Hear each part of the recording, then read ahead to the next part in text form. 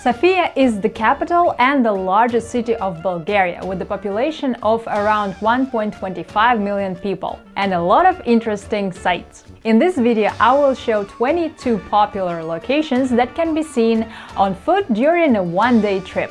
They're all marked in my numbered list on Google Maps. The link is in the description box below. And before we begin, I'd like to give a little insight into the city's history to make it more interesting. The first known name of Sofia was Serdika, which comes from the name of the Thracian tribe, Serdi. They lived here for centuries before the Roman legions came and conquered the city in the year of 27 BC. This area was a perfect hub for the troop movement, trade and administration. Traders moving between the Aegean Sea, Central Europe and the Black Sea always stopped at the Serdika marketplace.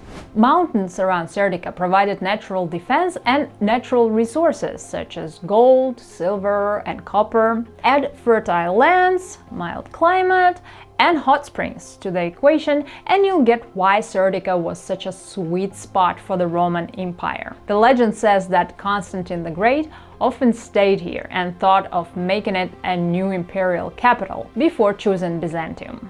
After the Romans, the city was under Byzantine and Bulgarian rule, and from the 14th century became part of the Ottoman Empire. Almost 500 years of Ottoman rule have left its mark on the language, cuisine, legal regulations and daily life. In 1879, after liberation during the Russo-Turkish War, Sofia became the capital first of the Principality of Bulgaria and then of the Third Bulgarian state.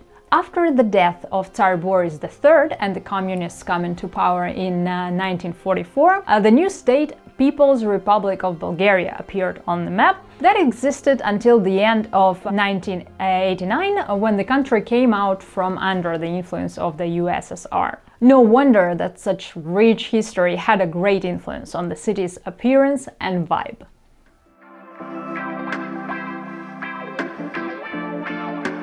The first and best spot to begin the city tour with is Serdika metro station. The area around it is densely filled with the relics of the past. So this complex is called Ancient Serdika. It's free of charge. You can enter here anytime and look at the ruins. Interestingly, only at the turn of the 21st century, the ruins were finally found during subway excavations. And when they started to dig the earth, they found out, hey, there are so many Roman time ruins. The remains of the fortress and its eastern gate can be seen through the glass domes on the Independence Square. Luxurious Roman villas with pipelines and paved streets are near the subway station, and many other ancient buildings are scattered around the center, including this Rotunda Church of St. George, the oldest building in modern Sofia. It was originally built as Roman baths in the beginning of the 4th century and then turned into a church, then a mosque, and then back to an Orthodox church. And it's like a gem hidden from the crowd in the courtyard between a luxurious 5-star hotel and the presidential palace. Locals call this area the quadrangle of religious tolerance. There stand 4 buildings representing 4 religions: Sveta Petka Orthodox Church, Banya Bashi Muslim Mosque, Sofia Synagogue and St. Joseph Catholic Cathedral. Let's have a quick look at all of them.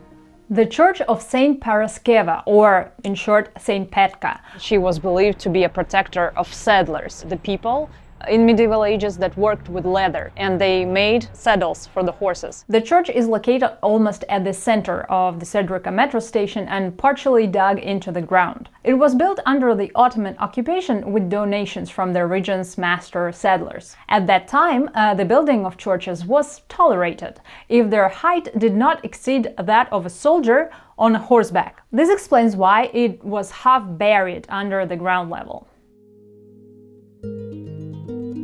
St. Joseph Cathedral. Originally constructed in 1878, the cathedral became a spiritual center for Sofia's growing Catholic community, which included Italians, Czechs, Hungarians, and French residents. However, during the Allied bombing raids in March 1944, the cathedral was completely destroyed, with only the statue of the Virgin Mary surviving, and was rebuilt only in 2016.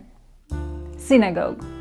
The third largest synagogue in Europe and one of the two active synagogues left in Bulgaria. It looks beautiful both outside and inside and can house more than 1,000 worshippers. There is also a Jewish Museum of History where one can learn about the rescue of 50,000 Bulgarian Jews from deportation to death camps. Banya Bashi Mosque, the only active mosque in Sofia and a great example of the golden age of Ottoman architecture. Sofia was an important administrative center for 500 years during Ottoman Empire. No wonder that its mosque was designed by Mimar Sinan, the chief architect of Suleiman the Magnificent. He participated in construction of over 300 structures, including Shahzadeh Mosque and Suleymaniye Mosque in Istanbul, as well as Mehmet Pasha Sokolovich Bridge in Bosnia and Herzegovina. Its name, Banya Bashi, is translated as many baths because it was literally built on the natural hot springs. The Ottomans were not the first ones who appreciated the presence of hot mineral springs. At the end of the 2nd century AD, the Romans built huge thermal baths around the ancient mineral water reservoir. The healing properties of mineral water and an unlimited access to hot water that could be used for underfloor heating contributed to the prosperity of Serdika, and the coins and the statues of that period showcase that the gods of healing, Apollo and Asclepius, were considered as protectors of the city. He looks pretty healthy to me, in a good shape. Abs. Drink Sofia water, you're gonna be like him. This beautiful building used to serve as public baths all the way till 1986 and then turned into the Regional History Museum. The hot mineral waters still flow at the same spot as they did centuries ago. The municipality arranged a convenient access to a dozen taps, and locals come here with large plastic bottles to replenish their stock, and I was also curious to try it. But it's not really mineral. So it doesn't have like any salty taste or anything, it's just a normal water, but it's hot. I feel very good. Very strange, but very good. Tram number 83. The first tram rode in Sofia on January 1st, 1901. It had two separate compartments for the first and second class. The ticket price was as much as a bottle of beer, and at first people were scared and waited for some brave volunteer to get on the tram to see if it was safe. Over time, trams have become a vital part of the city transportation system. Today there are 15 lines operating in the city. Even though the trams look old on the outside, inside they're provided with the terminal so you can pay with a bank card, which is cool.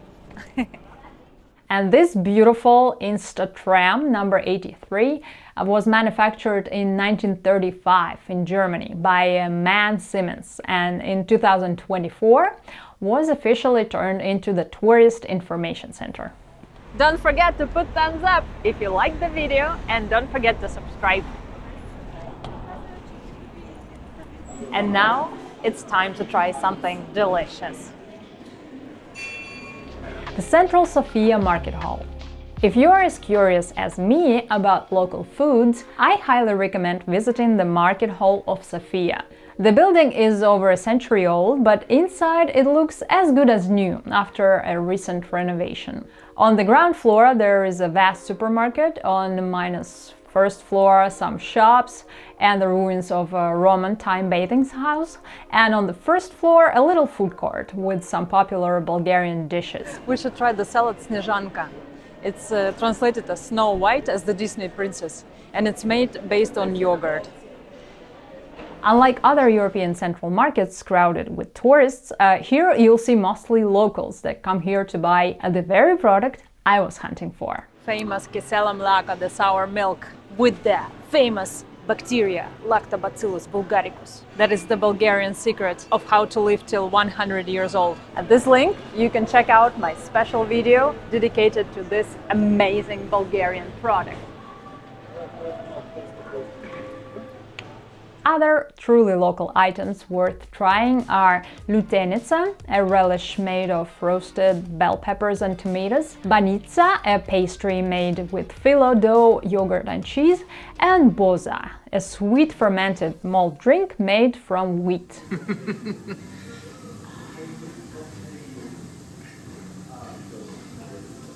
The Largo. Independence Square in the city center is a blend of communist history, modern politics and Roman antiquity. This ensemble is called the Largo and consists of 3 buildings built in the Stalinist manner. The National Assembly, the former Communist Party house once crowned with a red star, Central Department Store, Tsum, and the Presidential Administration Building. The statue of Lenin used to proudly oversee the square and look into the bright communist future, but in 1991 it was dismantled and a decade later replaced by a more charming and feminine figure, the Statue of Sofia. It was supposed to be called the Saint Sofia, but the Bulgarian Orthodox Church argued that the statue was too sensual and had more pagan elements than Christian, holding an owl and a laurel wreath, a symbol of wisdom and fame. Plus, according to some juicy rumors, her face and body resembled a wife or mistress of some important politician or even an ex-mayor. At first it was guarded around the clock against thieves as it was made of copper and bronze. The Serdika Tulip mural. An image of another beautiful woman can be seen near the Serdika subway station. This graffiti of the beautiful girl is a gift from the Dutch embassy. The flowers in her hands are a special sort of tulips. It was developed upon the request of the Dutch embassy as a gift to Bulgaria to celebrate 110 years of diplomatic relationship in 2019. The Dutch ambassador wanted the tulip to represent the colors of the Bulgarian flag. Luckily, it was not too difficult to make a tulip in white, green and red. This friendship tulip is called the Serdika after the city's ancient name. A lot of other colorful and meaningful street artworks revive the shabby facades. The city promotes street art and hosts an annual festival called the Urban Creatures. All these monumental murals were created by Bozgo. Some call him a Bulgarian Banksy. A smaller but not less talented artworks can be found in this busy area north of Serdika subway station. Penguins show all the main sites of Sofia here on this mural. Very useful penguins. Yep. Yellow tile roads. The center of Sofia is covered with unique, shiny pavement blocks of yellow hues. This pavement is more than a century old. The city government ordered them from the Austria-Hungarian Empire to decorate the main central streets, and they cost like a small fortune, 35 million golden levs. And just like Dorothy in The Wizard of Oz, you can walk the yellow brick road and discover more iconic Sofia sites along the way. Pizza mat! Italians! Did you see it? Did you see it, Italians? What? What? Margarita? Which pizza would you like? There is somebody inside, small Italian dwarf. Yeah, because it's handmade. He's sitting inside and making pizzas. You order and he starts making it. He dropped it here. Nice. Wow. Bulgarian technology. Yep. Payment in cash only. The Alexander Nevsky Cathedral is one of the largest Eastern Orthodox churches in the world. The cathedral's construction finished in 1912. It was dedicated to Saint Alexander Nevsky, who is the celestial patron and protector of the Russian Emperor Alexander II, whose army helped liberate Bulgaria from Ottoman rule. So he was called the Tsar Liberator. The cathedral features a stunning Neo-Byzantine style, a gold-plated dome, and beautiful mosaics and Orthodox icons. And the bronze figure of Tsar the Liberator proudly sits on his horse above the bas-relief depicting Russians and Bulgarian soldiers led by the goddess of victory on the boulevard of the same name. The grandeur of the St. Nevsky Cathedral distracts attention from another symbolic spiritual place located nearby, St. Sofia Basilica. It was built on top of a Roman necropolis and has itself been destroyed and rebuilt 5 times over the centuries, the most recent being in the 500s, a contemporary of the more famous Hagia Sophia in Istanbul. The basilica gave the city its latest name, Sophia, meaning wisdom in Greek.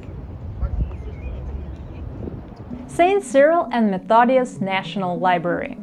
Did you know that Cyril and Methodius didn't invent the Cyrillic alphabet? The original alphabet that these two Byzantine brothers created in the 9th century was the Glagolitic alphabet. Its letters were beautiful, but too elaborate, which made manuscript copying slow and difficult. After their death, their disciples in Bulgaria adapted and simplified Glagolitic into a new script, the Cyrillic alphabet, named in honor of Cyril. But why not after Methodius? Methodiusilic? Methodius was indeed deeply respected, especially for his leadership and diplomacy, but Cyril was the linguistic genius, known for deep knowledge of Greek, Latin, Hebrew, and Slavic dialects. The Cyrillic alphabet helped Slavic peoples read the Bible in their own languages and became the foundations of writing in many Slavic countries. The National Library, also named after them, houses over 8.5 million different items, including rare manuscripts, early printed books, and extensive archives. Ivan Vazov National Theater and the City Garden. The National Theater is Bulgaria's oldest and most prestigious theater, named after Ivan Vazov, a Bulgarian poet, novelist, and playwright, often referred to as the patriarch of Bulgarian literature. It's located next to the City Garden, and its beautiful facade faces the west, and many people come here at sunset to enjoy the golden hour. Also, it has been used for 3D projection mapping during the annual Festival of Lights. I love the vibe of the garden and how people are free to rearrange benches and sit facing each other. And there's a cute little library and the tourist info center with super friendly guys who can give you some tips about the city and hand a free map. Sofia is a very safe city, so whenever you're traveling alone or you go out in the city at night, don't be scared, don't be afraid. Unlike Barcelona or other cities where there's a high chance of getting robbed, here everything is chill. So nobody is gonna steal your stuff. Saint Nedelya Church. The name is translated as the Holy Sunday Church. The original temple of the 10th century had been demolished and turned into a larger and more imposing cathedral in the 19th century. The fragments and slabs on the square showed the victims of the assault on the church by the military organization of the Bulgarian Communist Party in 1925.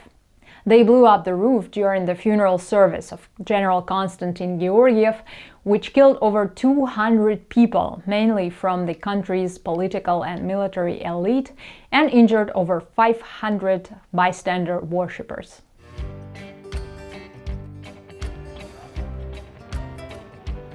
Vitosha Boulevard, or Vitoshka, as locals call it, is a pedestrian street, banked with many cafes, shops, restaurants that aren't cheap, but the street definitely has the vibe with its charming view of the Vitosha mountain on the horizon. It connects the historic center to South Park and the National Palace of Culture. The National Palace of Culture is a huge, brutal black and white building opened in 1981 to celebrate Bulgaria's 1300th anniversary. It's one of the largest multifunctional conference and cultural centers in the world, hosting everything from rock concert to political summits. I like that it's not crowded with other buildings, just this Palace of Culture and the beautiful mountain view from here.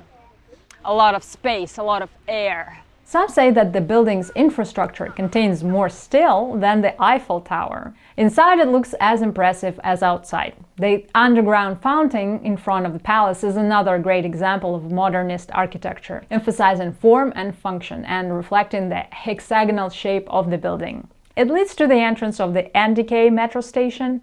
All Sofia's metro stations are relatively new because the metro system was commissioned only in 1998. The M4 yellow line connects the airport and the city center. The fare is cheap, 1.6 lev, which is around 80 euro cents. The amount is the same in all city buses and trams, regardless of the trip time.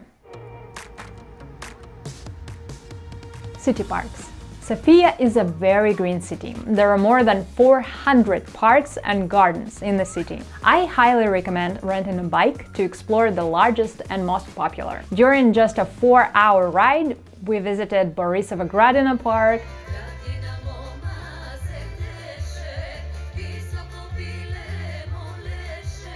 Loven Park, checked some new residential districts near the Vitosha mountain, and rode through the huge South Park, which is a perfect spot for many outdoor activities.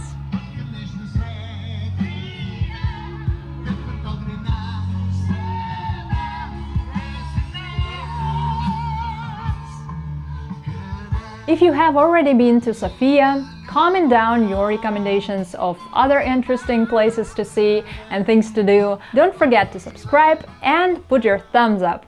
More interesting videos are coming. I like Sofia. It's different from Budapest and from some Western European countries, capitals, but it has its charm.